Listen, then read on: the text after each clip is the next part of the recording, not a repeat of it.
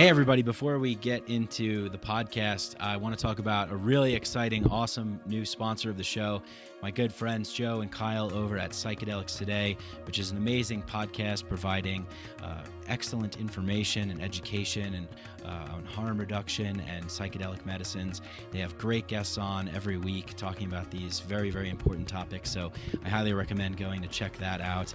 And today we're going to talk with Kyle. He's joining me right now from Psychedelics Today about their new course, Navigating Psychedelics. And in my opinion, from what I've seen, it's really just a comprehensive overview of getting started in psychedelics, what, the kinds of questions that one might have, the kind of information. So it's a great resource, and I'm really, really super happy and excited to be promoting this. I think it's going to be really beneficial to a lot of people. So Kyle, thanks for joining me today to talk about this amazing work that you and Joe have put together, Psychedelics Today and Navigating Psychedelics. Yeah, thanks for having me here. Yeah, so Navigating Psychedelics, lessons on self-care and integration. It's pretty much a 101, 102 psychedelic course. Joe and I put it together from years of experience of working with these states, and also really integrate a lot of our training in holotropic breathwork and our time studying that. So the course really just is a nice arc. Starts off with preparation, what are psychedelics, go over harm reduction techniques, testing, safety, and then we get into what is the psychedelic experience. We kind of have this nice metaphor of a space expedition, right? So what's the preparation like? What is that experience when you kind of get out there in the psychedelic realm? So we go over a framework that we like to use for understanding these experiences. Comes from Stan Groff, who is a pioneer in LSD research and transpersonal psychology. He's been studying this stuff for a long time. And then on the descent back down, we talk about self-care. How do we take care of ourselves after an experience? And then the integration process. How are we moving these experiences or these insights forward into our daily lives so we can make some change? And so the course is jam-packed with material. We have 13 or 14 master classes that include interviews with experts that have been providing integration in the field of psychedelics. And it comes with a bunch of great resources. We have a trip journal, an integration workbook, which actually you can get a physical copy on Amazon, but we have PDF downloads in the course. We have some music playlists, a brief little breathwork introduction, and tons of tools and techniques and interviews. It's really a jam-packed course. Yeah, that's awesome. I mean, it's just so great to see you guys putting this together. I know that it can benefit so many people, and through your experience, you're a student of these transpersonal psychology and the holotropic breathwork practices, and learning from Stan Groff. Taking yours and Joe's experience, as well as the information and education that you've learned and are now sharing from others, it's really awesome. And it's so beneficial because there's so many questions out there, and everybody's experiences are different, and there's a lot of harms, and there's a lot of dangers, and there's a lot of what should we look for and what should we avoid. And in my opinion, it seems like you and Joe are right on the leading edge of providing the best, updated, most well-vetted, and educational resources out there. So yeah, I highly recommend people going to check this out. I'm going to have a link in the show notes that you can click on, and it will take you directly there. If you want to go check out their website, it's Psychedelics Today. And like Kyle was just saying, great introduction to what psychedelics are, to their background, to the preparation and safety, and reducing harm, and having a nice, respectful journey in this process. So thank you, for Kyle, for coming on and explaining that. Anything else that people should know about the course, or where to go, or anything else that you would like to add? Yeah, Joe and I like to say it's the course that we wish we had when we were younger, exploring non-ordinary states of consciousness. And so, it's just everything we've put together from our own personal experiences and also academic career. I did an undergrad in transpersonal psychology and really took a lot of time analyzing and studying these states of consciousness. And also, yeah, I think, one of the main goals that we like to emphasize about this course is to maximize the benefit and reduce the harm. So keeping people out of jail, out of hospitals, and hopefully really maximizing your potential if you are going to engage in this. So really taking a harm reduction approach here, and we really just want people to stay safe. Excellent. Yeah, this is an invaluable resource, guys. And, when working with these medicines, or, when just enjoying them recreationally, there's a lot of things that can come up. And these guys, in my opinion, have put together something truly amazing here, and I'm happy to share that with the Mycadelic crowd. So please go check that out, Psychedelics Today. I'll put the link in the show notes, and and check out their podcast. And also, if there's extra support that's needed, I know that you guys offer that as well. So thanks again, Kyle, for sharing that, and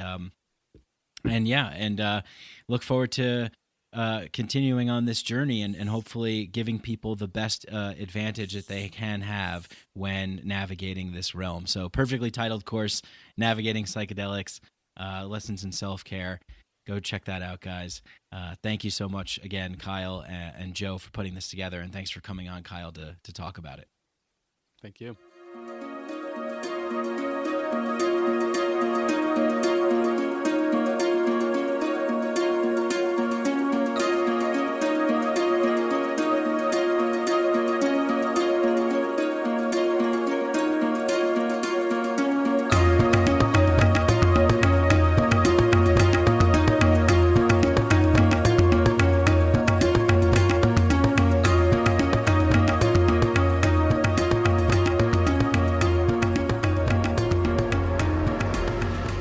Hey everybody, welcome back to the show. Hope you're all doing well out there. Hope you're getting ready for a nice weekend ahead of you. I know I am. It's a nice Friday here in Denver, Colorado. Even though it just snowed, it's still nice, shaping up. Anyway, I hope you guys don't mind that lengthy ad that I have at the beginning of the show. I put it there because I really believe in what these guys are doing, and I think that for people that listen to this show, if they're experimenting with psychedelics, which I assume that you probably are if you're listening to this show, those are some really good resources if you want to check that out. So, I did it kind of like an old school infomercial thing where like somebody just randomly stops by as you're shooting. Oh, hey, Kyle, thanks for stopping by and sharing.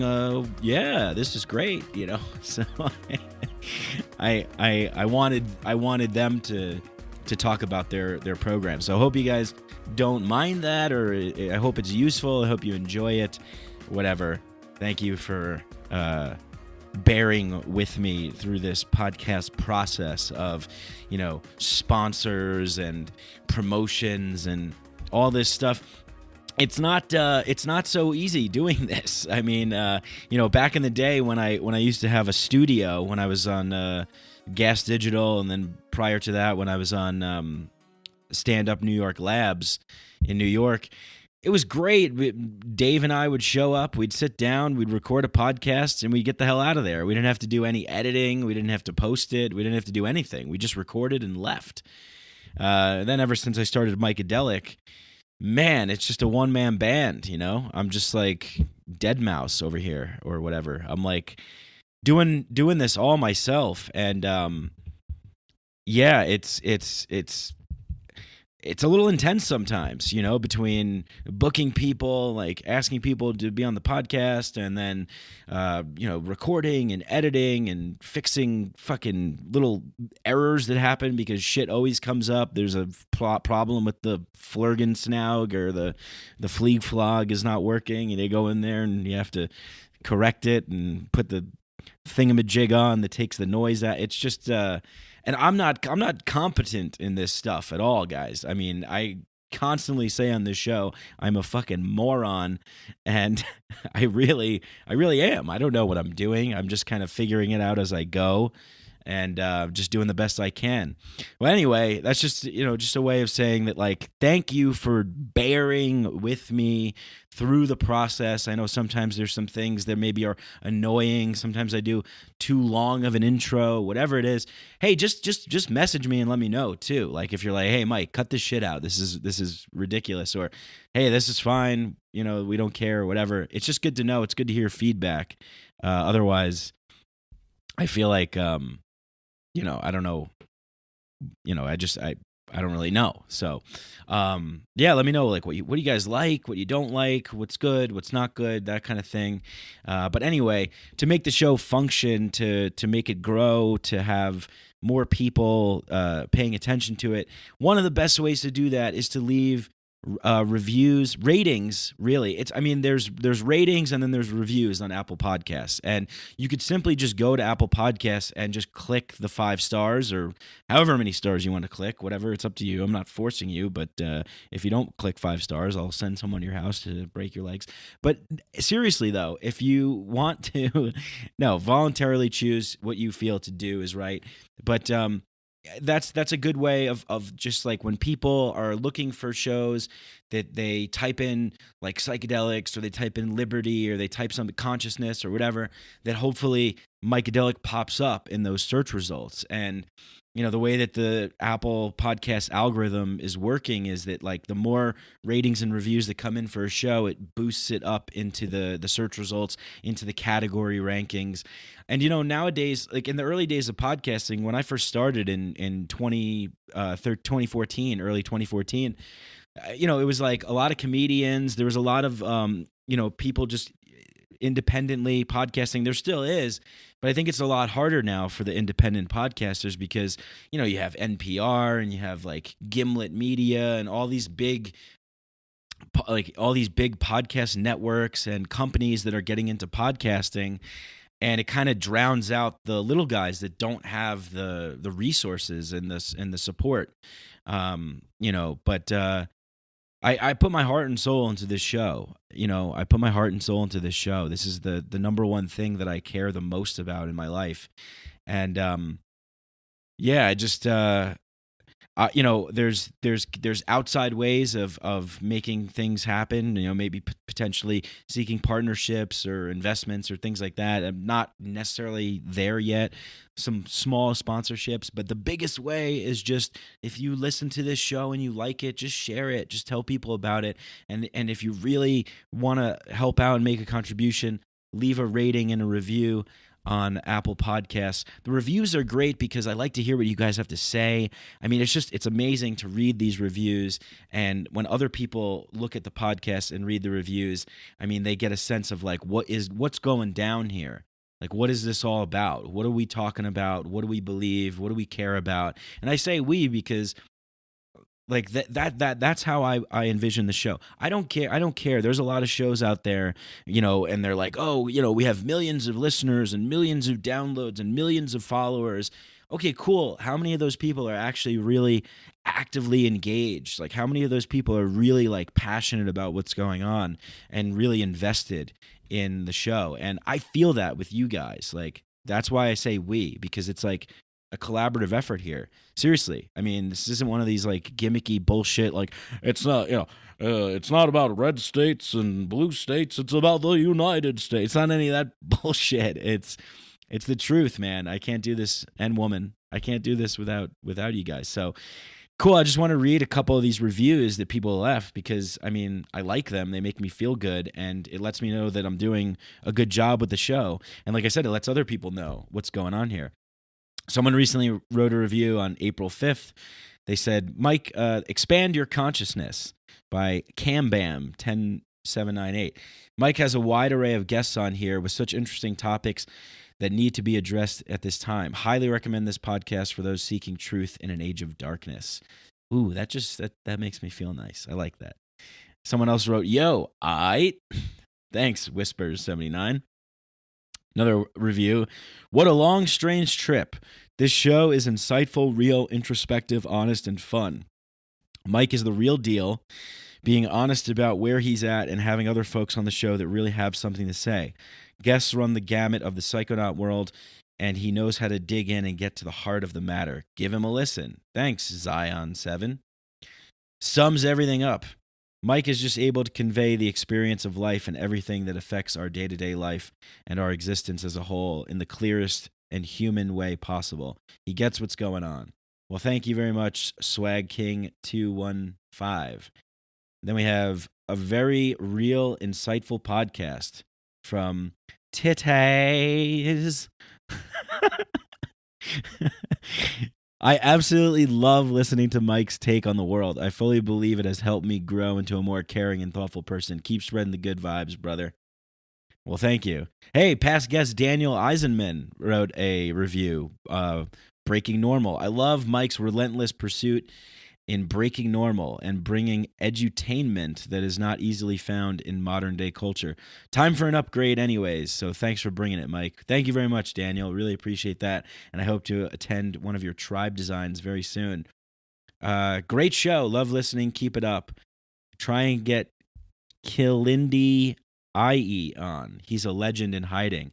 Oh, yeah, that's right. I got to get that guy on the show. If I forget, please remind me. This guy...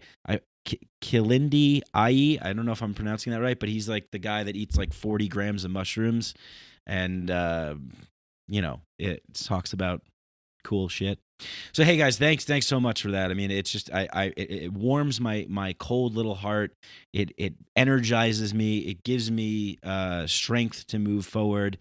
And, yeah, thank you so much. Also, if you want to go a step further, you can go to Patreon, patreon.com/Mike Brank. You can donate $1 a month, $2 a month.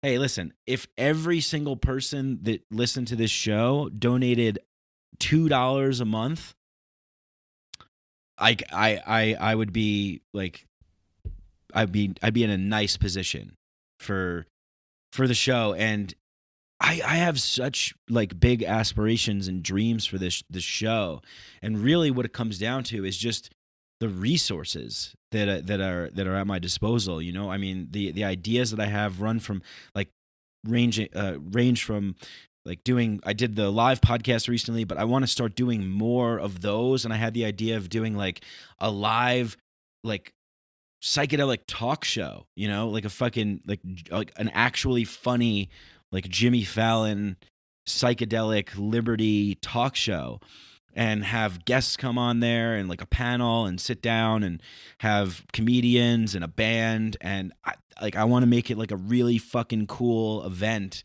where people can come out, meet other like-minded people, hang out, have a good time, definitely probably, find some DMT or something. And, just, I want to make it like really cool and enjoyable. So I have all of these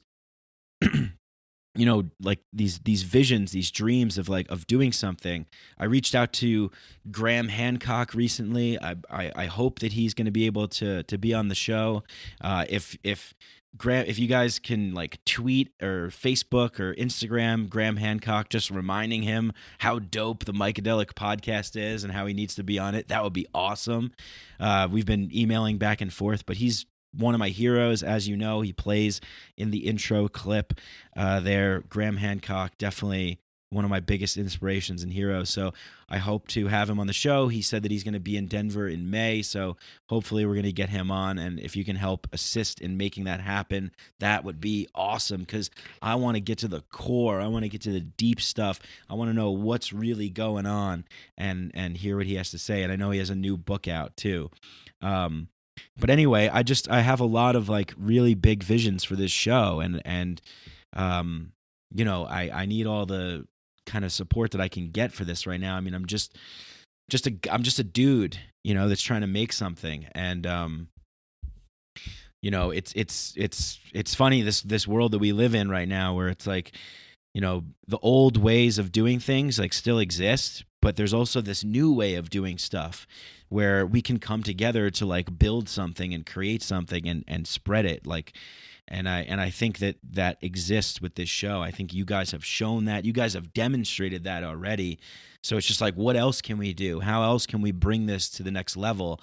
All of you listening out there, it's like you're my like boardroom of creatives. Like, what ideas do you have? What do you want to see? What can we do? What can we build together? How can I help you?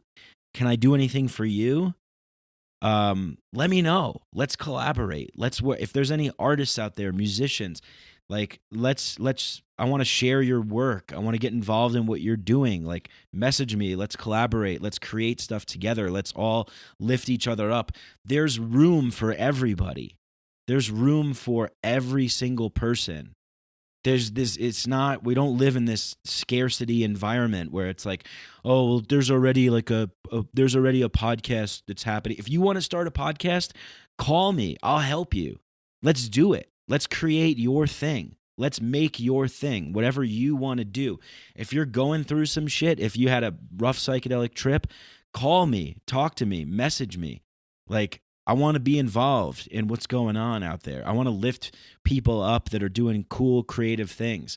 And like, let's do this, because in reality, it's all of us against this, not against, but like moving sort of against the grain with this machine culture that has, been established for a long time. The New York Times, NPR, whatever, these companies, they have the money, they have the resources, they have the connections, they have the setup and all this kind of stuff. But all of us independent creators out there, there's something that's inside of us that wants to create. There's something inside of us that wants to give birth to something, that wants to see something in the world. So let's make it happen. Let's do it. Like, let's do it together, I'm not fucking around. I mean, I am fucking around. Life is fucking around. Let's fuck around together, man. All right.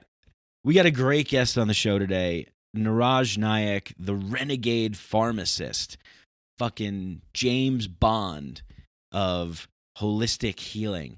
This guy is great. I had an awesome conversation with Niraj. He's doing some amazing things, and his story is incredible. I don't want to say too much because he reveals it in the show, and it's really interesting what he says. But yeah, like I said, he's known as the Renegade Pharmacist. He's developed holistic techniques and breath work, and he's really helping people out there. He's got a website that's really great. You got to go check that out. But yeah, he's been on like Forbes, CNN, The Guardian, Huffington Post, and now Psychedelic.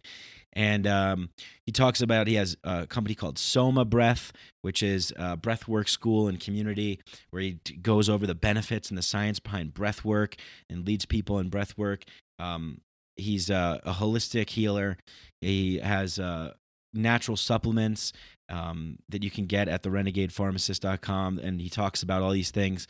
His story is amazing. His story is really, really amazing. He's also involved in music and entertainment as well. He's a really cool guy, and he's really doing some great things. And really, he's like he's one of my favorite kinds of people, because he's the kind of person who, like me, like made a transformation. Was living in this kind of like standard typical life where he like followed the path, went to school, got the degree, did like what his parents wanted him to do, whatever, like plugged into the system, was like, okay, cool, I'm here, I'm making money. But then it was just, there was something that was going on. And Joseph Campbell talks about this as being like a crisis that happens in a person's life, and that, working through that crisis, that's the call of like the shaman, that's the call of the healer. And if you can move through that resistance and that crisis in your life and come out on the other side, then you can deliver a gift to the community. And I believe that is what Niraj is doing. So without further ado, let's hop into this conversation. Oh, first, I got to say, decriminalize Denver. Decriminalize Denver, guys. Decriminalize psilocybin mushrooms in the city and county of Denver. I've been helping these guys do some stuff. Went to a meeting the other night, libertarians and Decriminalize Denver, the Libertarian Party, and it was fucking inspiring, okay? Like, these people, coming in contact with veterans who are fighting for their rights to, because they served their country. They went over, this guy spoke, I forgot his name, but he's head of the Libertarian chapter, the Libertarian Party. He was talking about, he spent time in Afghanistan. He's like, listen, this drug war is fucking bullshit, okay? Do you think, Afghanistan's one of the largest producers of opium in the world, of the poppy plant, opium, and the opium production comes from there. Do you think that there's any coincidence that we've been in Afghanistan for 20 years and that we're in an opioid epidemic right now? No, there's not. Okay, so these guys, they've been there, they've been to hell and back, they've seen shit, they've been affected by it, and they're trying to reveal the truth. They're trying to fight for liberty, fight for what's right, and it's so fucking inspiring to see these amazing people, working around the clock to try and push push freedom forward, to make nature free again. And it's really inspiring to be around these people. And so the vote's going down in Denver on May 7th to decriminalize psilocybin mushrooms. And it's a restoration of liberty. It's giving freedom and power back to the people, the freedom to choose, to make your own choices about what you put inside of your body, because no authority figure, nobody outside of yourself should tell you as a sovereign adult what you can and cannot consume, or how you can and cannot alter your own consciousness. That is the biggest violation of an individual's rights. It is slavery. It's not freedom. And these people are fighting for that. And I'm glad to be around them and a part of it and helping do what I can to push this forward. So when you see things posted, I'm putting a video up soon, share it, tag people in it, decriminalizedenver.org. Check them out on their Facebook. Also give a shout out to Veterans for Natural Rights as well. And of course, the Libertarian Party of Denver. So, and Denver Psychedelic Club too. These guys are doing amazing work, and just be on the lookout for that, because even if you're not in Denver, you can share this stuff. You can talk about it. This is a movement. This is happening. People are putting things into action, and this is really manifesting here. So I'm really excited about this kind of stuff. And if you guys are believing in the ideas of liberty and cognitive liberty and the power of psychedelics, support this stuff. Just share it, talk about it, get involved. You can even donate to Decriminalize Denver too. There's a lot of volunteers that work, including myself, but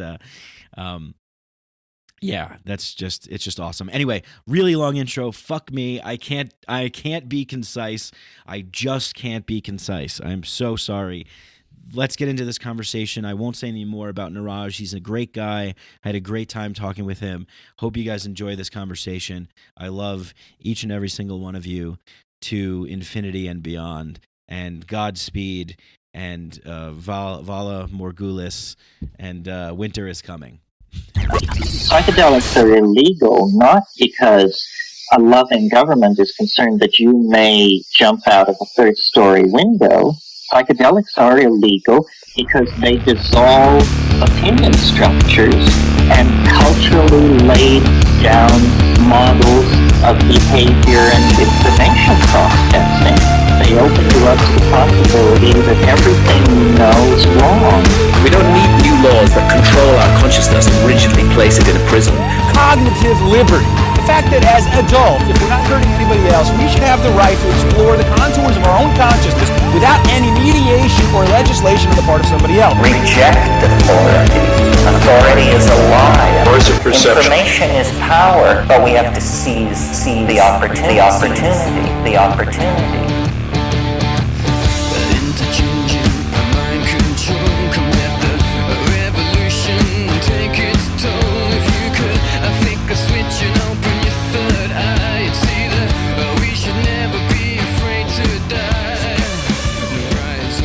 Thanks for joining the show. Thanks for coming on. Thanks for sharing your wisdom, your knowledge, and thanks for being the one to take charge and break free from the pharmaceutical matrix to share the wise, healthy, holistic, natural medicines, as you say on your website, to discover your inner pharmacy. How wonderful that is to have someone like you pop out into the world to share this with other people. And I'd love to know, tell me a little bit about your journey, your story, what it was like for you, what kind of things you saw going on that made you question or what it was like to be in that environment, and then what led to your kind of like awakening moment.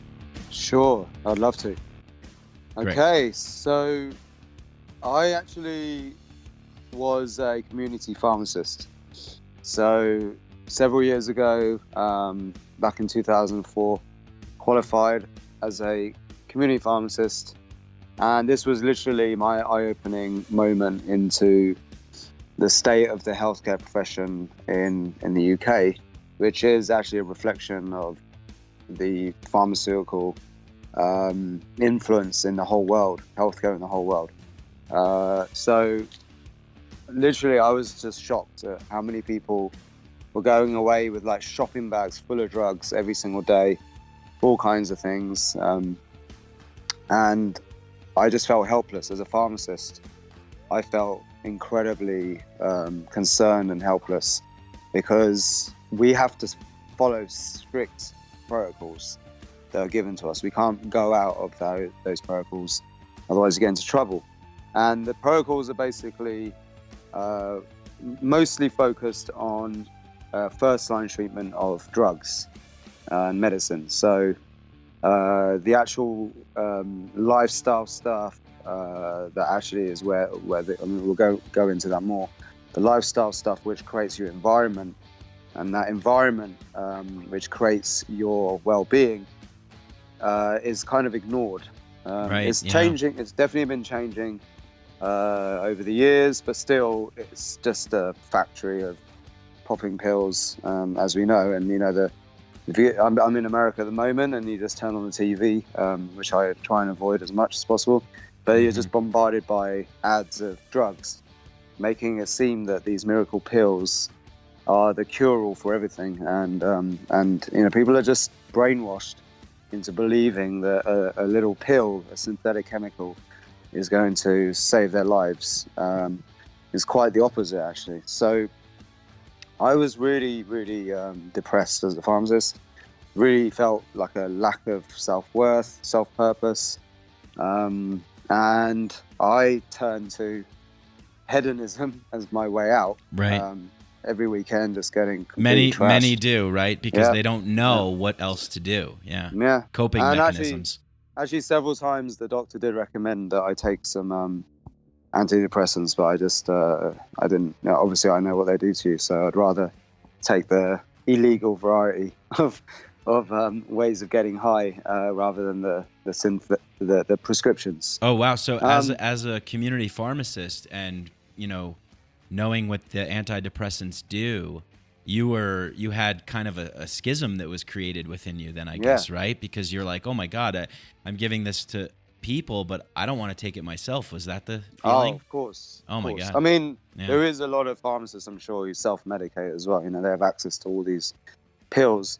But I just really wasn't interested in doing anything with prescription meds. Just knowing what they do to you and seeing the effects, on the patients. And I was just very depressed and disillusioned. Right. However, what happened was, so one of my best friends, he's a psychiatrist actually. He at the time he was also pretty down and disillusioned with his place as a doctor in the UK, and he pretty much dragged me kicking and screaming to a Tony Robbins event, this was like back in 2007 or something, and it was the first time that I actually had anyone talk like rationally about diet and nutrition and how that can affect your health.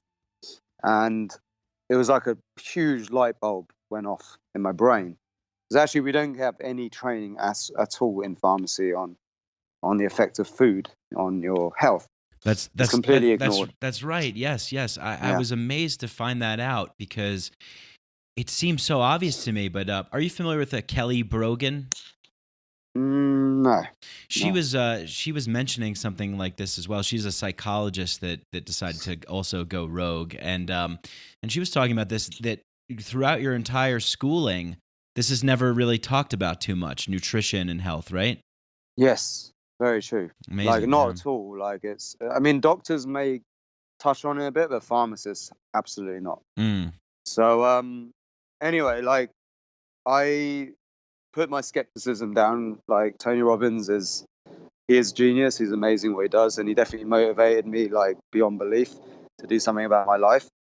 And then I had this great information about, the fact of the diet and nutrition. But actually, at that point, he was talking a lot about acid alkaline balance and all this stuff, which over time I've now realized it's not really accurate as a diet plan. Okay. It's not something that I recommend. It's actually more simple than that. Oh, okay. What you need to do. I just have one rule: just don't eat things made in a factory. Eat what you love. Eat less. Have smaller portions. You don't need to have 3 fat meals a day. And just don't eat things made in a factory. Right. So what I realized, I was working in a pharmacy that had a supermarket opposite.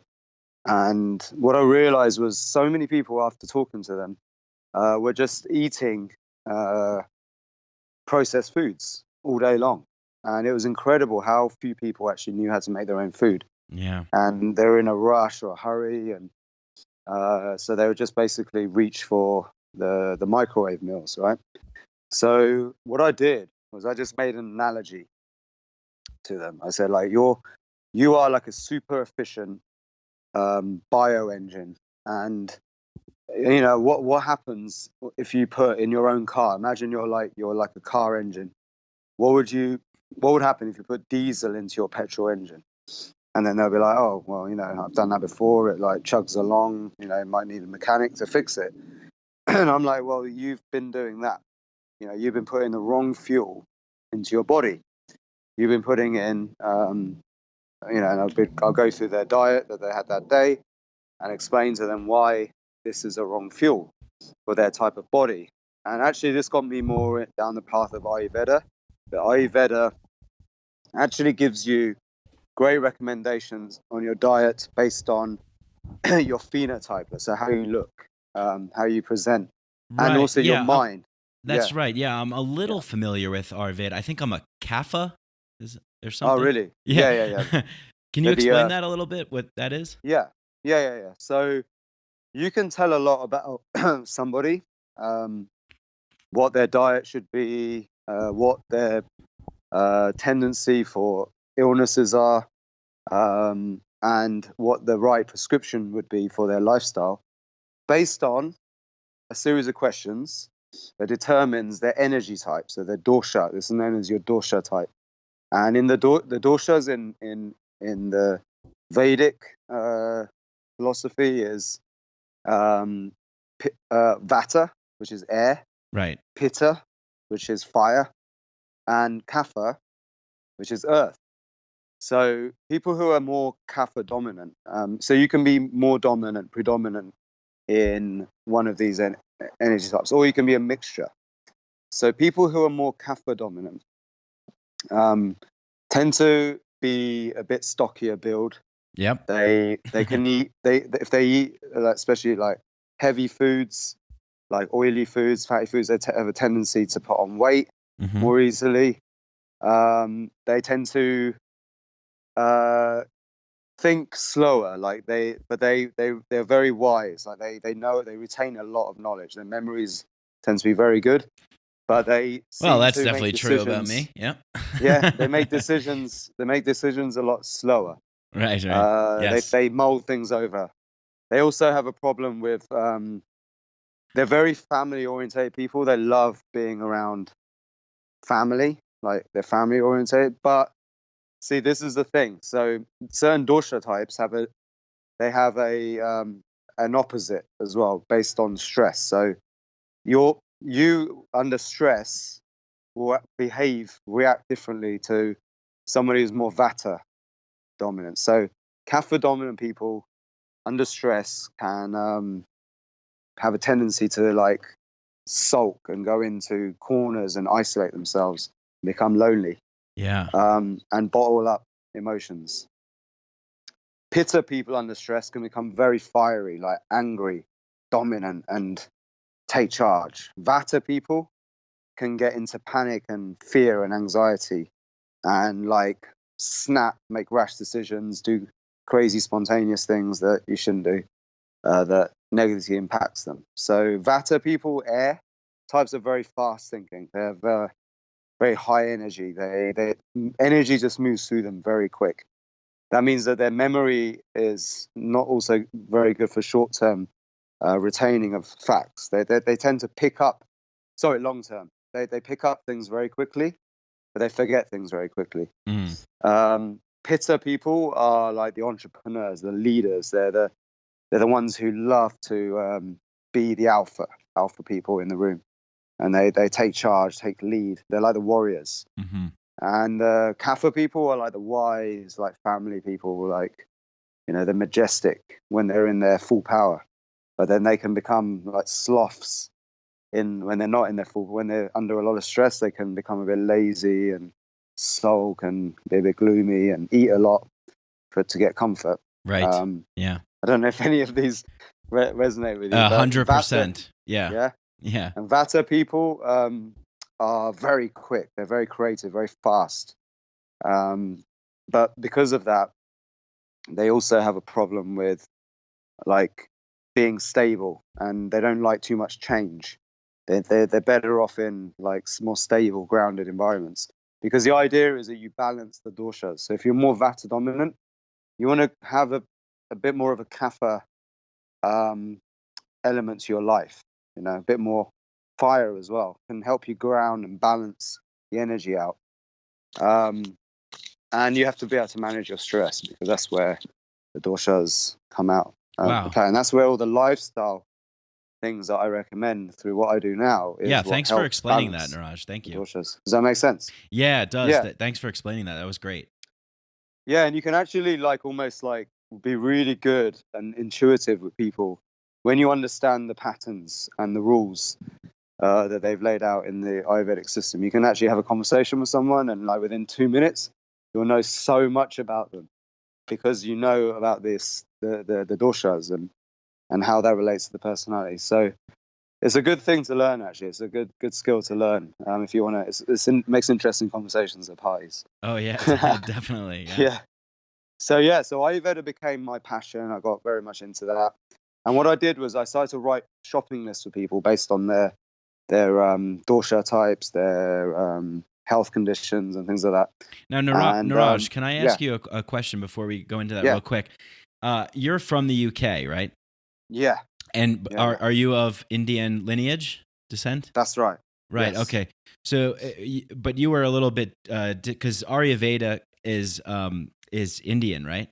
Yes, that's right. Were you kind of disconnected from that, and then you kind of rediscovered that, or went back to that? Yeah. Oh, totally. Like most Indians living in the UK of our generation and my parents' generation are very disconnected from their culture. Okay, so you went back to your culture, back to your roots. Yeah. Like in India, even in India, I know I'm more in tune with my own culture than a lot of my cousins in India. They become so westernized, it's unbelievable. They're almost like they're rejecting their own culture in favor of the American way of life, and they're getting sick, they're getting depressed, they're drinking insane amounts of booze, which they never used to do, and then getting diabetes in their 30s and 40s. It's right. It's just all wrong. It's all gone horribly wrong. Yeah, people getting so trashed. Yes, I can't believe how much people drink in those. Oh countries. My God! And alcohol is such poison too, and it's something that we promote and everything. And I was telling you before how I spent time living in the Peruvian Amazon with shamans and healers down there, and even them, they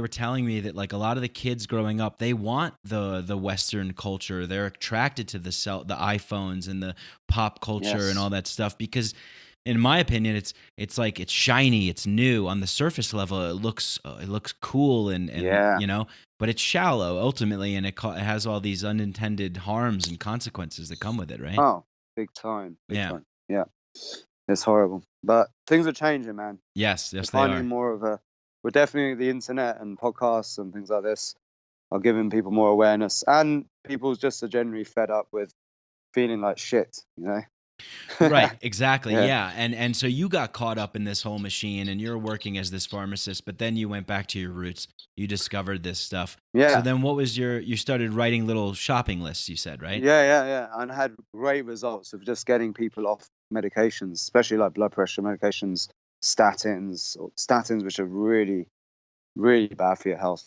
You have a 50% more risk after taking statins, after a year of taking statins, of getting diabetes. Oh, gosh. And actually, we are manufacturing diabetes right now by giving people statins. If you look, diabetes is one of the biggest problems we have now. And it goes hand in hand with the use of statins for lowering cholesterol. And, like the brain is majority cholesterol, right? Actually, Right. the cell membrane, the real brain of a cell is the membrane. And that is primarily cholesterol, made of cholesterol. So if you strip off the cholesterol from the diet, from the production, from the liver, using statins, then what happens? Boom, you're going to get degenerative brain diseases and other issues of depression, muscle weakness, autoimmune conditions. And that's literally what's going on. We're manufacturing disease by giving people statins. It's shocking. I think a lot of yeah. I think a lot of people, myself included, that listen to this show kind of know something's up. I stay away from. I don't even take Advil. I stay away from everything. And I kind of understand preventative is better than just putting a Band-Aid on a bullet wound. And then what you're explaining here is what I see happening all over the place. Even people that I know in my family, they're taking one medication. Oh, but now they have cluster headaches, so they got to take another medication. Oh, but now they have something else going on, so they have to take another medication, right? Yes, exactly. And that's how it works. Imagine putting yourself in the marketing department of the biggest pharmaceutical companies in the world, and your job is to increase the bottom line.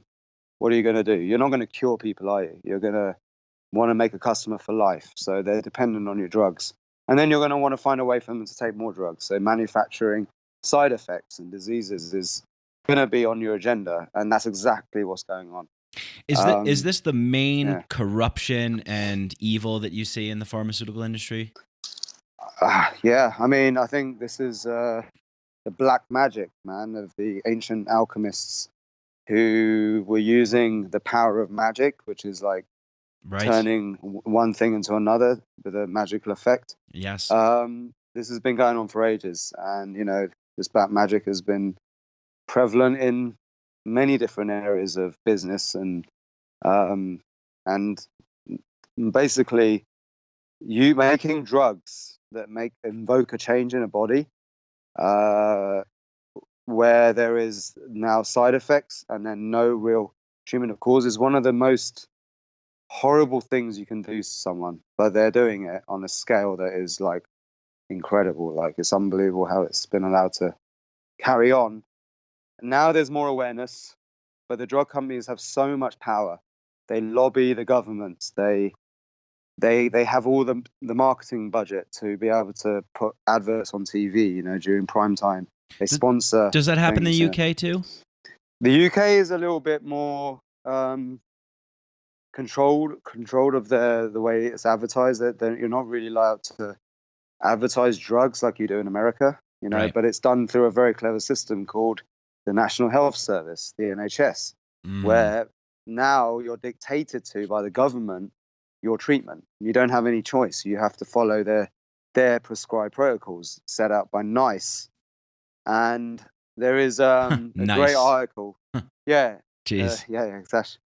There was actually an article. The head director of NICE, I can't remember his name off the top of my head, but he basically wrote and said that the way that you get a drug onto the market is by randomized placebo-controlled trials, right?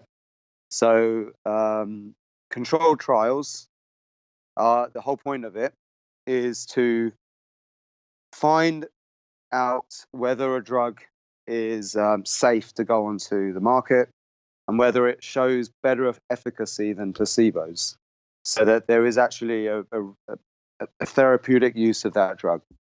Now, the head of NICE actually wrote a whole debate and an article and said that most of the clinical trials are flawed, deeply flawed.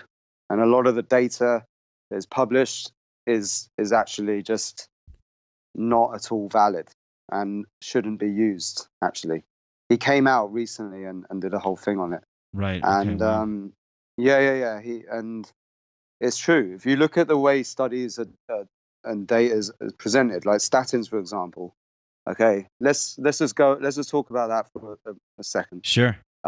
Is so basically, statins are one of the biggest drugs on the market, $1 trillion business, right? Now, the whole idea of cholesterol causing heart disease comes from an older study by Ansel Keys. Ansel Keys was given money by the government to show the link between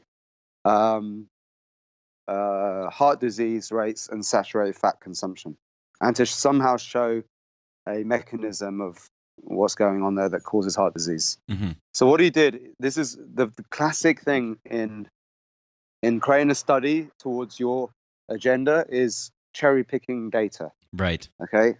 So what he did was he actually firstly took 14 countries, and I think he took more than that, and he tried to show a correlation between saturated fat consumption. So the more saturated fat you eat, the more risk of heart disease, and he actually found no correlation.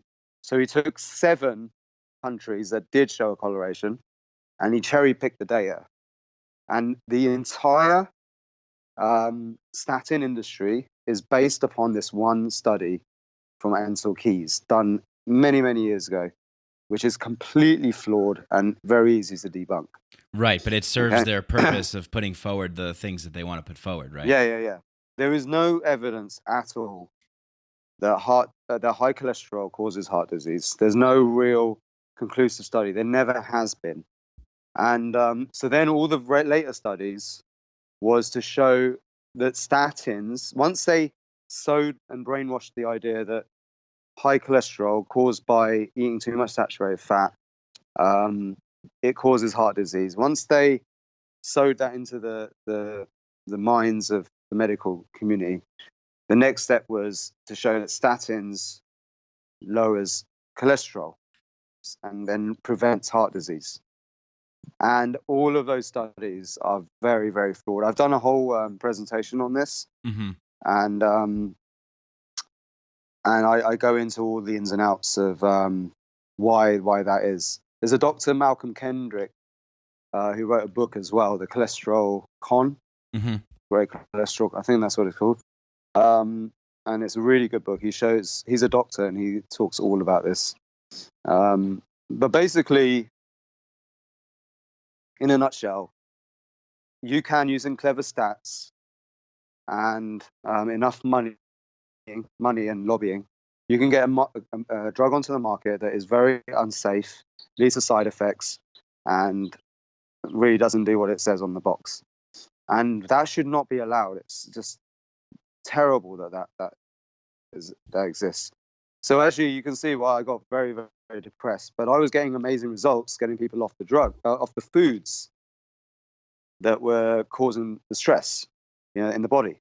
Mm-hmm. And this actually led me into figuring out what is it? Why is this? What's the mechanism? What is it about certain foods? And then the big aha moments came when I actually. So what happened was I got promoted to the head office of Walmart, which is they own the biggest supermarket chain in the UK. Mm-hmm. And I loved my healthy shopping list service idea. So I was working on it. 6 months into it, they basically decided to shelve it because it was too renegade. Oh, you were trying to get it implemented where you were. You would have gone out onto their website. It would have helped millions of people. Right. But the premise of it was that don't eat processed foods, right? But the biggest profit margins come from their processed foods, so it wouldn't have been very good for their business for this to go up. There was one director who was really behind it, but then he left, and then that left me with the rest of the management team who really didn't. They just thought this idea was crazy. Telling people not to eat processed foods if they have diabetes is not good for business. Right, yeah. You're especially telling people, hey, don't go to the rest of the store and buy anything. Yeah. Yeah. So anyway, so that got shut, and then I got so depressed. I just hated my life. I just was like, and I hated the world. I lost all faith in God, like cut myself off spiritually from any kind of connection to a higher self, a higher purpose. Right. And yeah. boom, like a lightning bolt striking me, I ended up getting a chronic illness called ulcerative colitis, an autoimmune condition. I was housebound for a year, shitting blood 40 times a day. Oh my God. And I was ready to give it all up. And then what happened was I got given a choice by the doctor. It said, you can either have your colon removed, right? Or you can become a guinea pig for a drug that hasn't been tested yet. I'm like, fuck. You know, I was like, what have I done to deserve this? You know? And I went really, really inward and introspective, and I cried out for help internally. And they say God stands for gift of desperation. And I was in the most desperate moment, and suddenly came to the rescue a now very close friend of our family, Swami Ambakananda, who is a yoga teacher. She runs one of the top yoga schools in the UK called Traditional Yoga.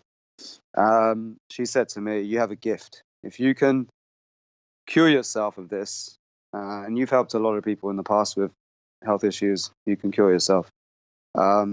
You'll be an amazing role model to other people with your science background, a pharmacist, you know, with your energy and passion. So it changed my perception of my condition. Right. Yeah. You know, just going back to when I was in Peru living with the healers and reading about shamanism and things, they talk about this as being the birth of a healer. The birth of a shaman, of a healer, is someone who has underwent their own crisis and trauma and healed themselves and worked themselves out. Wow. That's it. So that happened to you. So it happened. And so she taught me the basic foundation of Ayurveda, yoga, pranayama, and they're the three major things in order to heal myself. So I followed along. I went really deep into pranayama and music. Music therapy was a very big part. I'm a music producer. That's right. It's my big passion. Yeah, I saw you used to be involved in going to concerts and music festivals and having that experience, and that's a very important experience, right? Yeah. I mean, that was an amazing my youth when I was when I was at university was amazing. I was living the dream.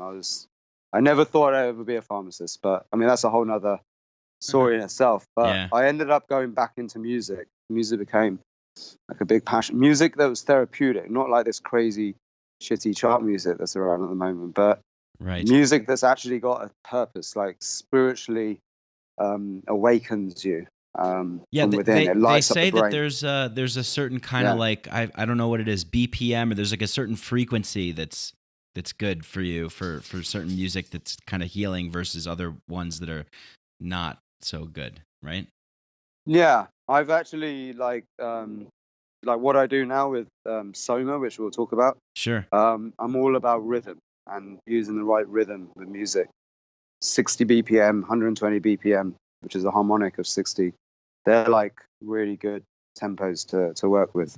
So what happened was I cured myself and I created a therapeutic music business using brainwave music technology, and I combined it with breathing techniques and with the pranayama, and I just made basically meditation fun with this technology called tripneural. What happened was that led me to basically making music for some of the top therapists in the world. And I went on this crazy journey, started to meet all these people with superpowers like Wim Hof. I ended up making all the music for the Wim Hof method. Oh, awesome. He became a good friend of mine. We did a few events together. Oh, that's great. I had Bart Pronk on the show, who's one of Wim's guys. And cool. Yeah, I have yet to go to an event, but I bought his online course a while back and started the breathing stuff. So it was great. Yeah. Yeah, Bart's a friend. Yeah. So I went on this amazing journey and got more and more into this combining breathwork with sound and music. And then I came up with SOMA, because SOMA, it's actually a legend that's talked about in the Rig Veda about 50,000 times. Right. Yes. And SOMA is this, if you imagine, the Rig Veda is the world's oldest religious manuscript. Mm-hmm. SOMA is this psychedelic ritual that the rishis did. So imagine back in that time period, it was like the Garden of Eden. People lived for very long periods of time. They lived in harmony with nature, far fewer people on the planet. And they were reveling in psychedelics. And the ritual was called SOMA, and they would use this to reach like divine connection with the gods and the spirit world. Mm-hmm. And through that, they divine all the sacred knowledge that goes into the origins of religion and civilization. However, according to the legend, the SOMA starts to run out as the rishis start to explore different parts of the world. And this is the problem, because they're so hooked on SOMA for their bliss that everyone freaks out. And this is when God Indra orders everyone to go inwards to discover how to create the SOMA within. And we all produce the same chemicals that is in plants and psychedelic plants already. We already create them. Mm-hmm. And that's when they realize that actually we have every single substance in nature already within. We just don't know. We're not given the manual on how to unlock it and tap into this inner pharmacy. So this then becomes the origin of Tantra. And Tantra and yoga, pranayama, Ayurveda, they all come from the same origin of people trying to get as high as humanly possible without taking anything. Right. And that's basically the origin story of yoga and Tantra and all these things that I'm very deep into. So that became, if you imagine then, they became these SOMA tribes who used to go around spreading wisdom and building civilization. So these SOMA tribes were the origins of like these world's first religions and civilizations that you see now spread all over the world. Right. And you'll see that there's a psychedelic origin to most practices, religious practices and traditions. Yeah, if you go deep enough, you'll see even Christianity and the Dead Sea Scrolls. There was a whole team that went to translate them, and there's a great. If you look up John Allegro, Mm-hmm. he talks all about how Jesus was probably a mushroom cult. Right. Yes. They used to revel in psychedelic mushrooms, and then the shamans have from Siberia, using the red and white toadstool, the Amanita muscarina, Mm-hmm. which is also hypothesized as the original SOMA. If you look at how they dress, they look like Santa Claus, right? Right. The flying reindeer story of Santa Claus is because the Siberian shamans would drink the urine of reindeers who appear like they're flying because they're completely high on the mushrooms, because they love mushrooms. They love the Amanita magic mushrooms. So they would find the reindeers who look like they're flying, and then they'll drink their piss because that purifies the metabolites in the right concentration, so it's not toxic. And they would then enter into the spirit world and share their gifts with their tribe. So like all of the stories of Christianity, like especially the Santa Claus story, is remarkably similar to the Siberian shamans. And it's amazing, and you hear these stories all over the world, and and it's these origins, and you talk about, like, think about the Greeks with the Eleusinian mysteries and the kykeon that they were drinking there, and then then you have Christianity and organized religion that comes in and sacks the city and ruins everything, because they say, no, you got to come onto our side. We got to get rid of this stuff. We can't have people realizing that they have everything that they need already. We got to force them to have the things that we have. Yeah, totally. Yeah. So what then interests me was it's a bit loud. What interested me was actually, how do we create the SOMA within? And that really got me deep into pranayama.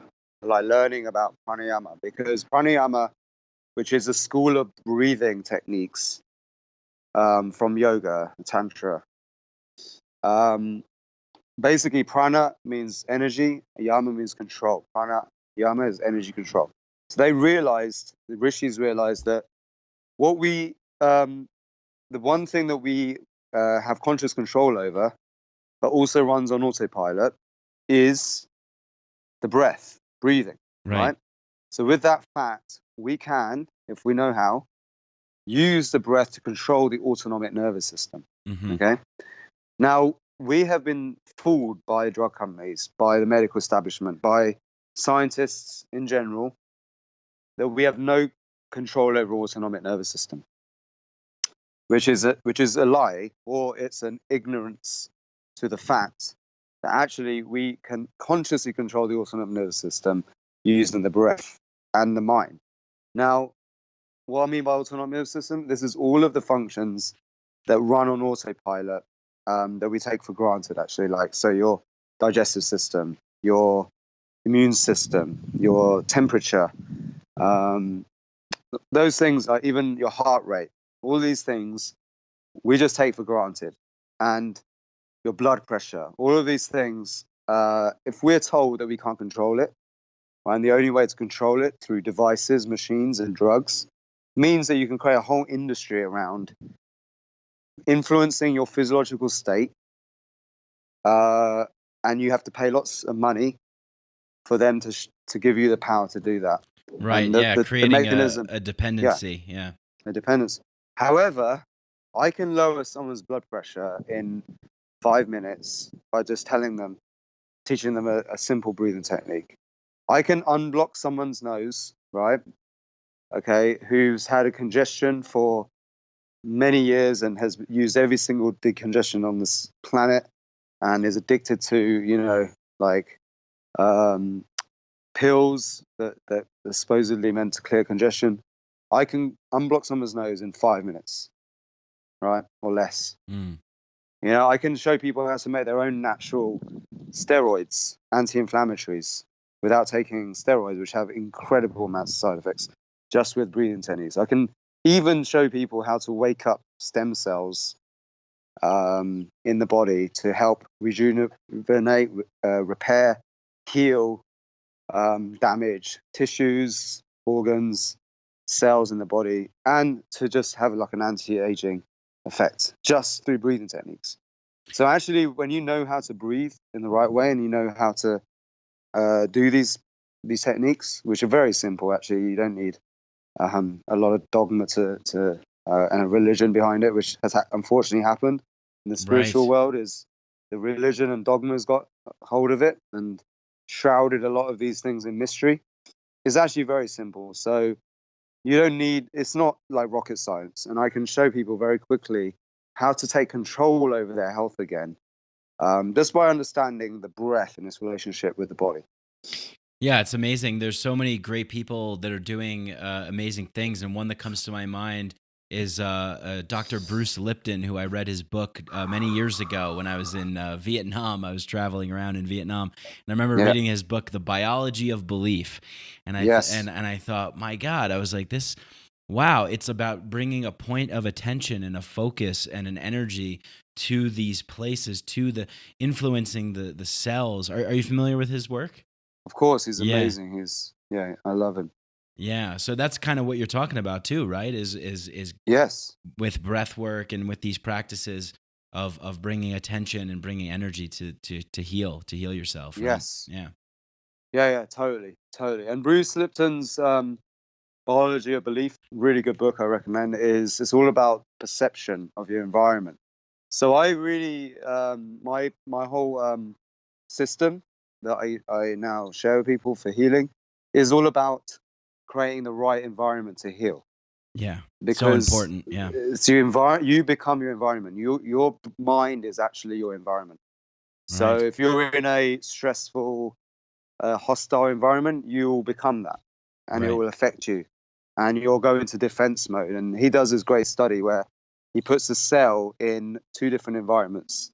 Puts an environment where there are stressors in the environment, the cell goes into defense mode and doesn't thrive. Puts the cell in a different environment where it's safe, and the cell perceives safety rather than stress, and the cell thrives. So it shows that actually the cell has its own natural innate intelligence, and it can sense danger. And it's the same thing with our every cell in our body. And actually the soma means body in Greek. One body, one mind, one consciousness. And it's the understanding that everything is connected by a single source of energy. And actually, the Einstein equation actually got rewritten by one of Einstein's own students. And this is what the foundational basis of quantum sciences and Advaita philosophy, which actually is the philosophy of the Vedic philosophy, which is aduality. So everything's connected. Energy is matter. So when you understand this, then you really understand energy and how your relationship with the world is energetic, and how your vibe attracts your tribe. Right. So I'm very careful now about the types of people I bring into my environment, and I'm also very careful about my own vibe. Like, I work every day on maintaining the highest vibe possible. Yeah, you gotta work on it, right? Yes, you have to work on it. Yeah. So that means you need to have the right lifestyle. You've got to eat the right foods. Certain things will really destroy your vibe, like alcohol. So eating processed factory-based foods that has very low energy to it, which is like dead food, dead matter, basically, is going to turn you into that. You become what you eat. Oh, so yeah. I'm very careful about eating living high vibe foods, feeling as good as possible. I do practices that is all about feeling good. I love the sauna, and love combining it with going to ice water or cold plunge. Oh yeah. I love obviously the music makes you more high vibe if you have the right music. I'm very creative. I like doing at least one thing that's creative every day to keep that vibe up. So I'm not just being like a robot. Right. And just getting and doing cool shit like this, like sharing value, man, like giving out great value to people, man. That keeps your vibe high. And if you keep your vibe high, it's really hard to get sick and depressed, Yeah, you kind of really create high. like a high vibe force field or something that you create. And you're so right about, you were talking about, before how you're like, you don't really watch the news and things like that too. And just making sure that you stay at, certain people coming into your life and the environment, not just the food that we eat, but also the things that we watch and we absorb and we consume mentally, or the people that we talk to, right? That's a huge part of it too. Yeah, totally. Yeah, it's like watching like Fox News or CNN all day is like the equivalent of eating McDonald's for your brain. Yeah. I know.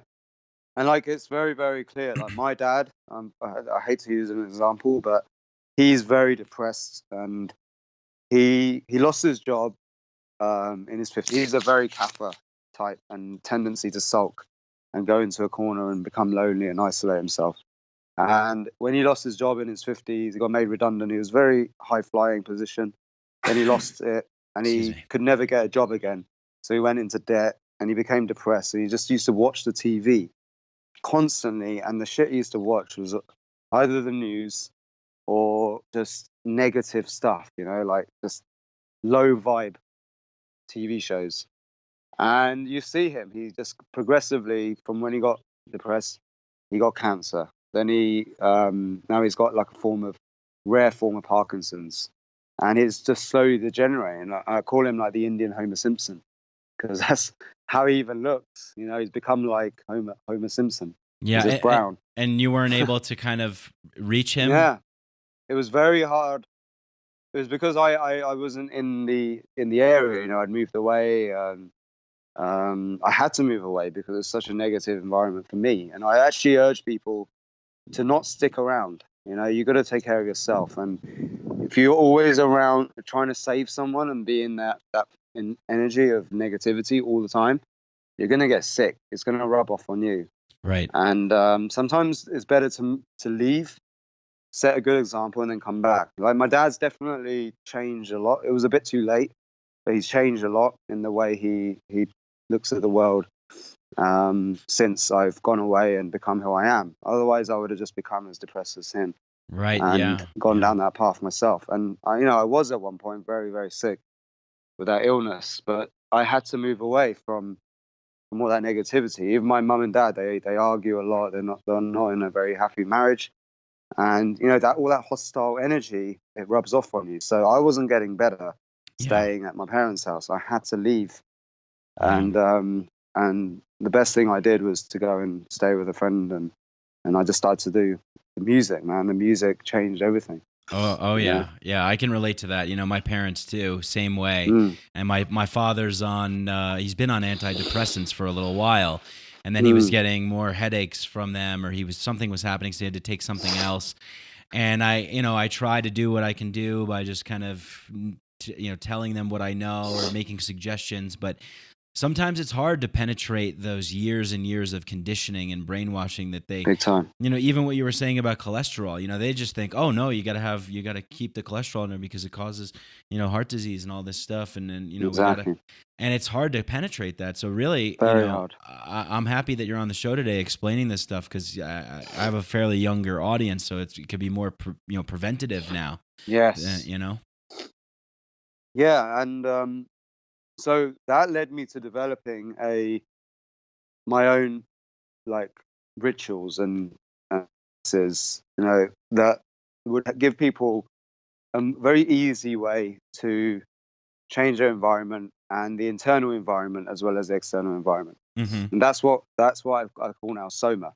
Right. SOMA is the method that I practice and preach and share with the world, and it's basically based on the pranayama techniques that healed myself, and they're 5 primary breathing techniques. So if you master those, you can do a lot of awesome stuff with your own physiology. And I spent time in Rishikesh with a doctor who actually heals patients with pranayama and yoga techniques, and he has better results than the medications. And I actually stayed with him, and we went really deep. And he taught me all of this ancient Himalayan yoga techniques and gave me all the science behind it. And it was very aligned with what I already was practicing. And it just gave me the confirmation that we're on the right path. So SOMA is now my offering, which is it's the yoga that was forgotten. So we have now a yoga industrial complex. Yeah, we do. Okay. Yeah. Which is oh man, I'm glad you brought this up. Yeah. Yeah, which is the manufacturing of yoga that is wrong, actually in its core. Yeah, like power yoga and stuff like that. Yeah. Right. Yeah. Well, actually, I don't know about power yoga so much, but there's a lot of other styles that now are out there, which actually is wrong from its core, because it's based on the wrong principles of what yoga was. Yoga was and is primarily an anaerobic exercise. It's meant to be anaerobic. What does anaerobic mean? It means in the absence of oxygen. Okay? Mm-hmm. Now, most yoga, you'll see you go from one pose to the next very quickly, like a flow, vinyasa flow, you probably heard of. Yes. This is the common way of doing yoga that we all know. And actually, that's an aerobic exercise. So I'll just talk you a little bit about the science so you understand. So if you contract a muscle, let's say you contract your bicep, okay? Now, if you keep that contraction to the point of exhaustion, what happens is by contracting, you cut off any blood flow to that muscle. So you are minimizing the oxygen, nutrient flow to the muscle. So the muscle's forced to use up all of the oxygen and resources that it has stored in it. Okay, that's known as anaerobic exercise. It's when you contract to the point of exhaustion, so you're exercising without any further blood flow going there. That is anaerobic. Okay. Now, what that does when you do that, you lower the oxygen in the muscle for a little bit. It triggers this thing called intermittent hypoxia. This hypoxic state triggers a stress response, a positive stress response, and the muscle is forced to adapt, to grow back stronger, fitter, healthier, because what it does is it prepares itself for going into an environment that has less than normal oxygen. So it builds up its reserves. Right. Okay. Now, if, however, you just keep doing, like if you do normal dumbbells, okay, if you just do dumbbells where you're moving up and down, okay, or if you jog, if you're running, okay, or walking even, that's aerobic exercise because your muscles are constantly moving, they're contracting and relaxing, so you're always getting blood flow to the muscle, okay?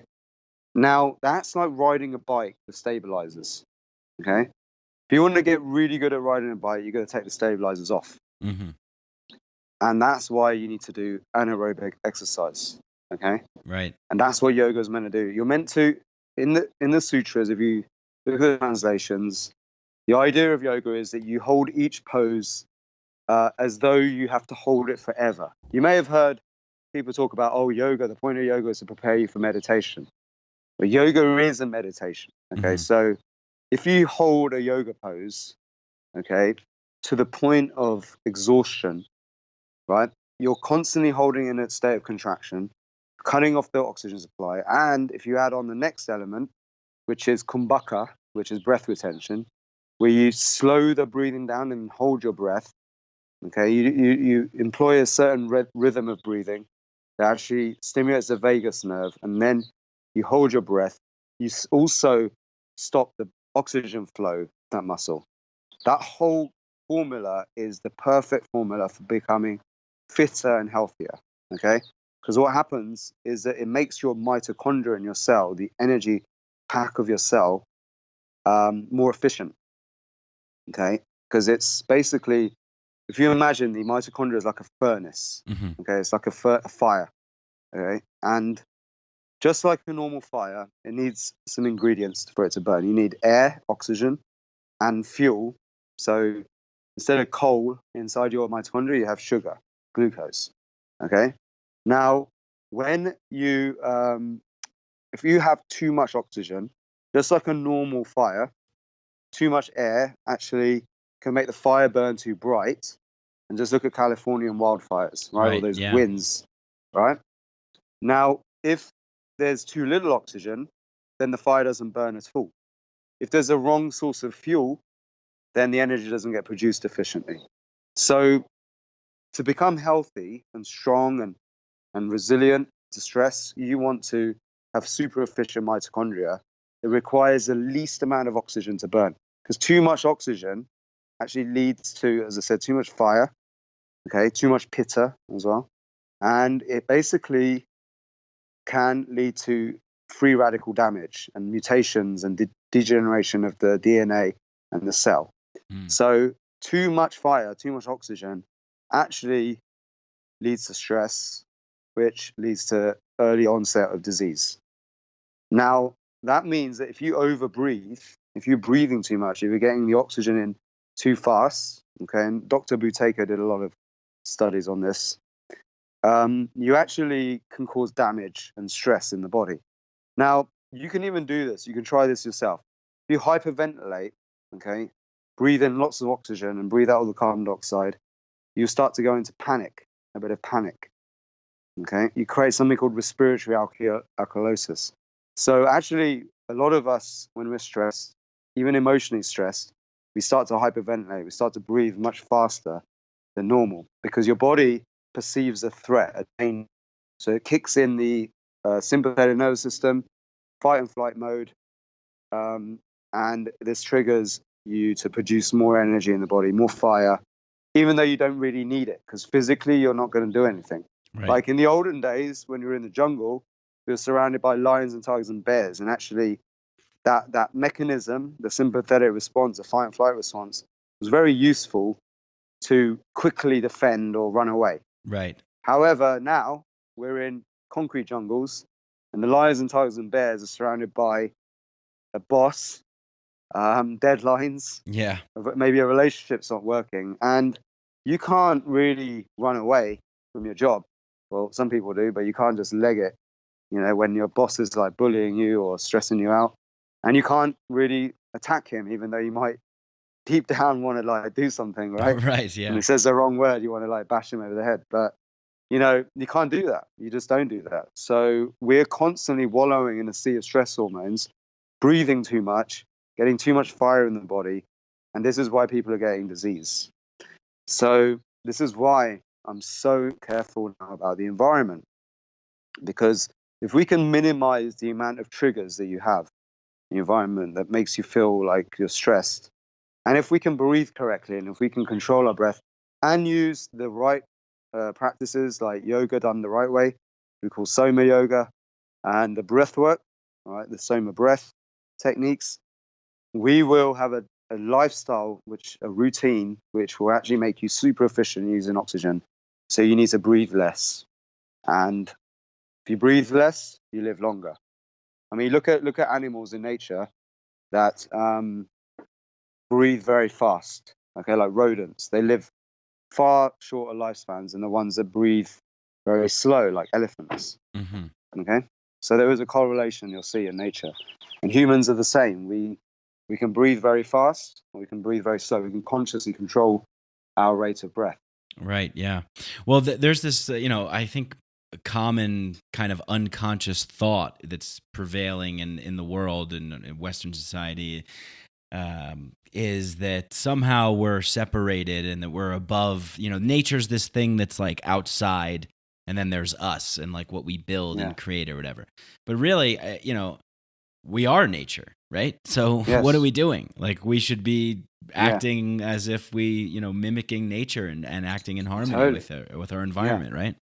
Yes, exactly. Yeah. You got it. You got it. Yeah. And wow, it's just amazing, where you've come from and what you've done and the experiences that you've had.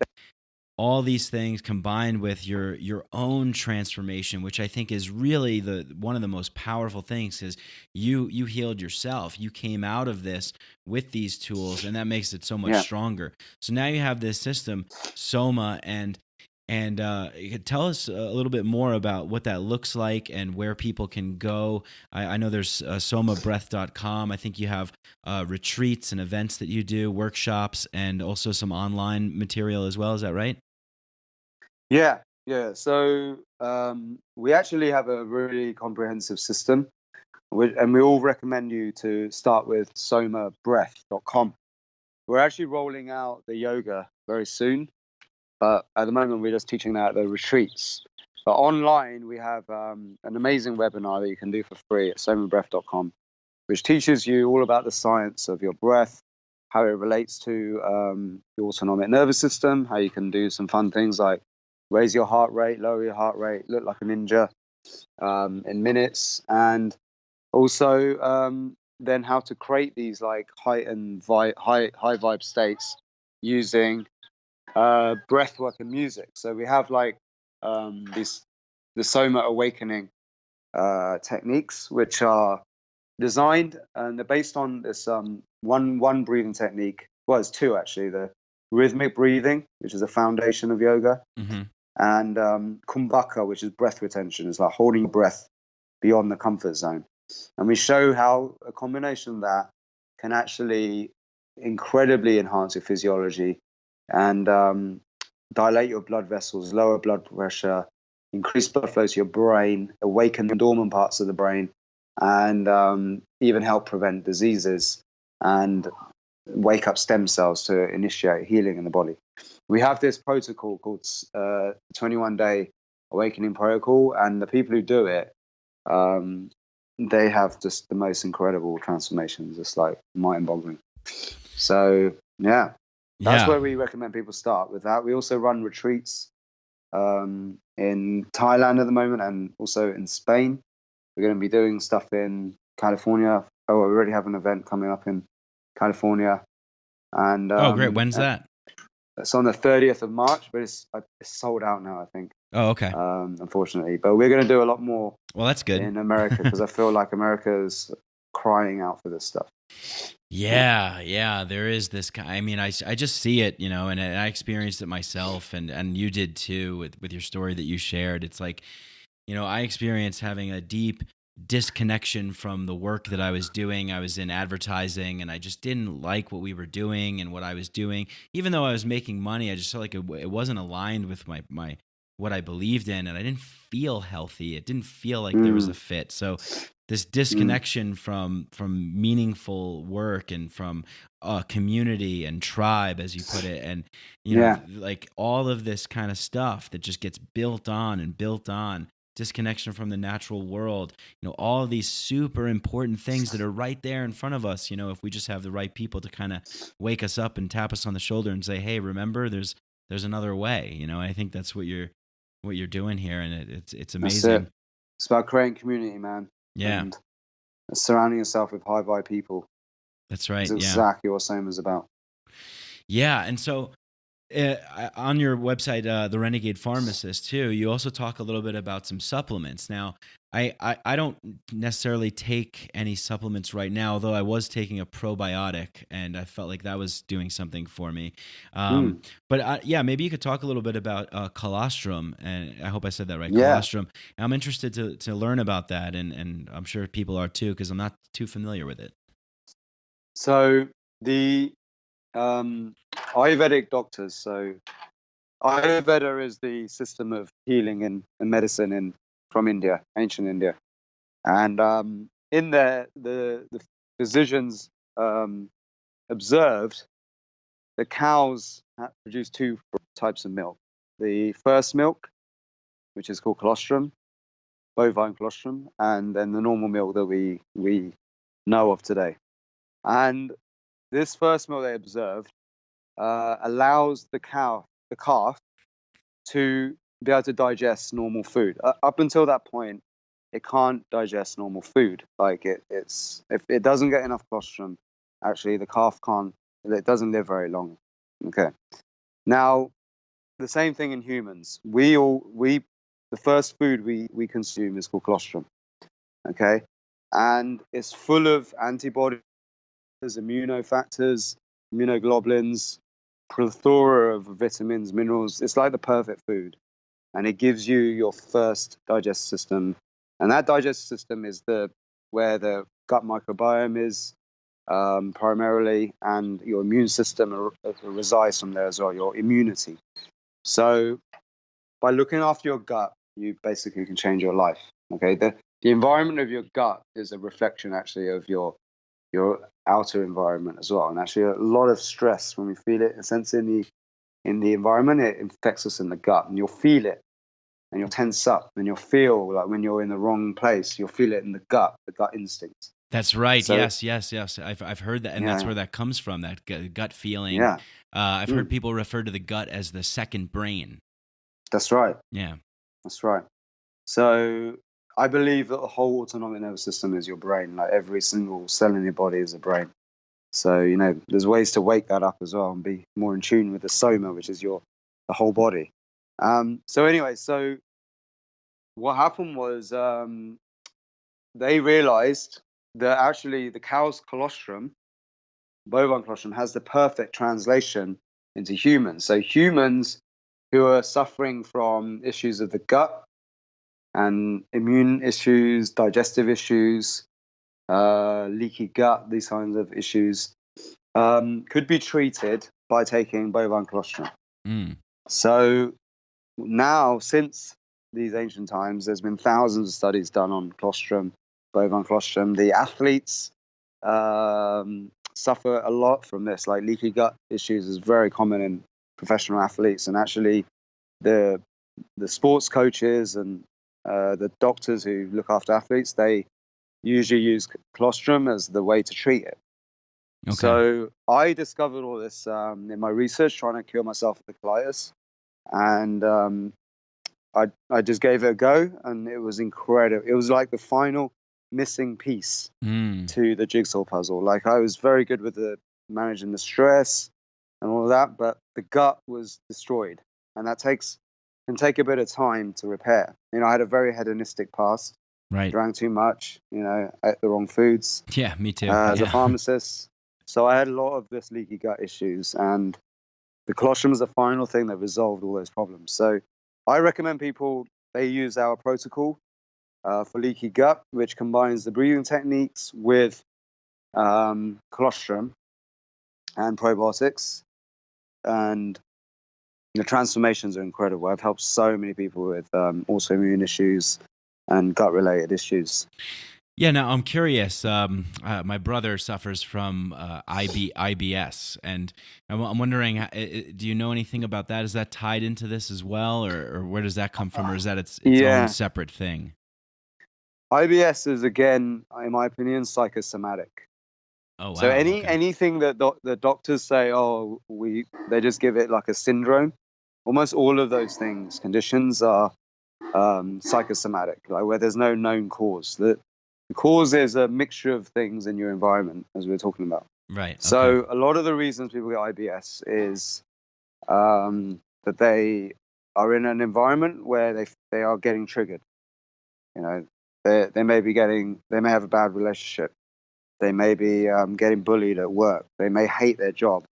They may be under stress from bills. They may be suffering from anxiety, of impending danger in the future. So I would have to look at what is going on in his life before I was able to recommend anything. But the colostrum does really help people with IBS as well.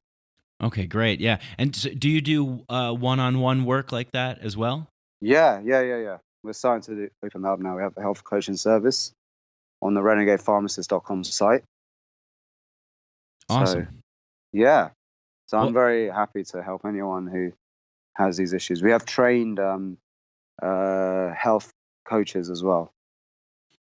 Well, yeah, that's awesome. I mean, I got a lot out of this conversation, Niraj. You just have a wealth of information and knowledge. Yeah, and it's awesome, man. Yeah, I thank you for being here today and sharing this stuff. And fantastic. Yeah, I'm looking forward to doing this myself, because I'm always open to learn new ways, and what you've shared has been very inspiring. And I think there's a lot of people out there, and maybe some of them have good intentions, and they're doing, they have their own things, and who knows, whatever. But from what you've shared with me today, and from what I've seen and heard, it seems like this is a very comprehensive protocol here that you have. Yeah. The results speak for themselves. You can see the amazing testimonials we've got, the feedback. It's a great success rate. And then you can also look at the SOMA site as well, and you'll see so many people changing their whole life because they're vibing higher, they're breathing properly, and they're attracting the right tribe, the community, which is actually my real mission here. Is I live on an island called Koh Phangan. Oh, cool. I've been there. Yeah. Nice. We have such a high vibe community there. Yeah, it's beautiful there. It's so beautiful. So, it's like I'm trying to bring now that vibe over to areas where it could do with more of that vibe. So that's why I'm in LA right now, and I'm like working with some amazing people here, spreading the SOMA vibe. And yeah, man, keep rocking. Yeah, keep on rocking in the free world. Yeah.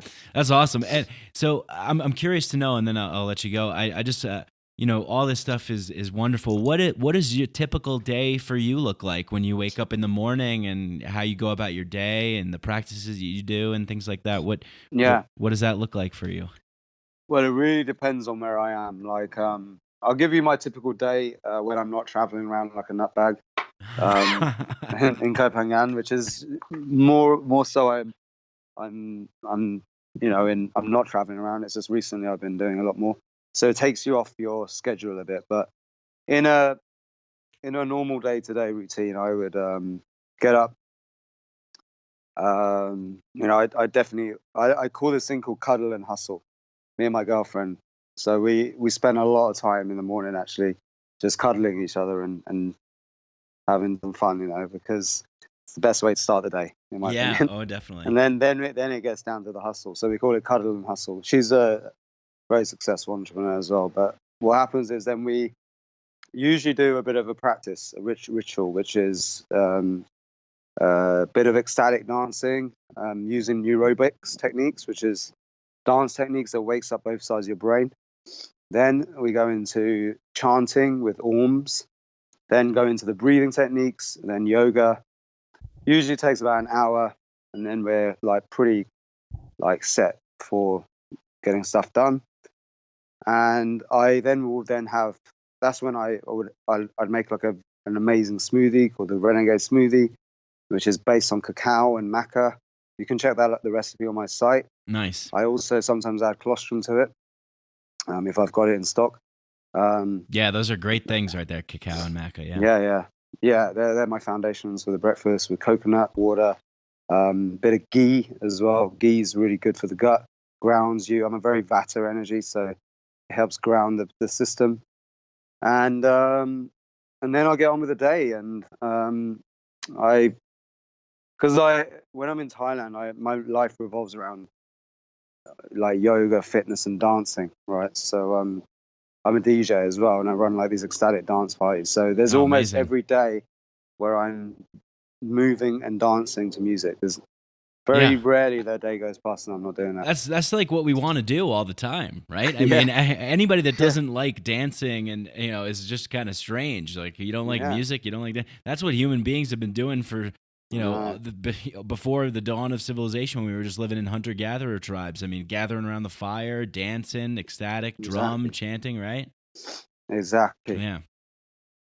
That's what we're doing, is bringing back those old cultures, getting people off the couch and back into their bodies, man. So that's what it's about. Well, you guys heard it here first, okay? Niraj says, get rid of your couch, throw it out, put it on the street. No. But no, it's great. I really enjoyed this conversation, Niraj. Thank you so much for just being who you are and sharing this with the world, coming out on the other side, because it could be tough. We've all been to those tough places, and it sounds like you were in a really tough one, and to come out the other side and to share this now with the world is what a true healer is. So yeah, man. I commend you. My hat's off to you. And I really appreciate people like you who are delivering this amazing value and content to people using technology. Man, we have the most incredible life right now at our fingertips. Technology is incredible. It allows us to, at a push of a button, share knowledge and ideas with millions of people across the world. And we need to embrace this and use it in the right way, and start having gratitude. Gratitude is the fundamental thing. The foundation of bliss and happiness is gratitude.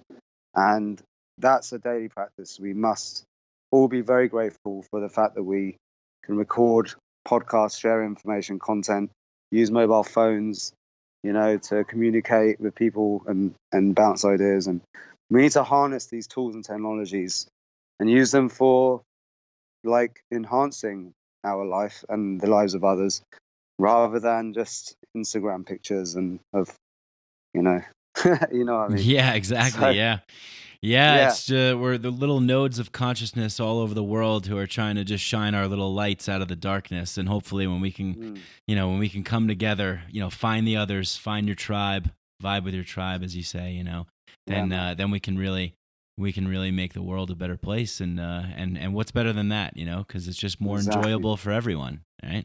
That's right. Happy, healthier. Excellent. Niraj, thanks, man, so much. This has been great. And I can't wait to check out some of this stuff, and I highly encourage other people to go. SOMAbreath.com. Go there, check out Niraj's stuff. The RenegadePharmacist.com. Anywhere else where people should go and follow your work and get involved, Niraj? That's the two main sites, the RenegadePharmacist.com and SOMAbreath.com. You can sign up for the free webinar on the front page, and that's really my main resources, and everything you need to know is on there. Awesome. Well, hey, Niraj, I look forward to maybe getting to meet you in person and coming to maybe a workshop or something. I think that would be really wonderful. So if you're ever in Denver or wherever, let me know. Stay in touch and keep doing what you're doing. Thank you, man. Much honor, and you will be one of the first people to know, for sure. Excellent. When we're in your area. Great. Awesome. All right, everyone. That'll do it for this episode of Psychedelic. Thank you for listening. Take care. Peace. Peace.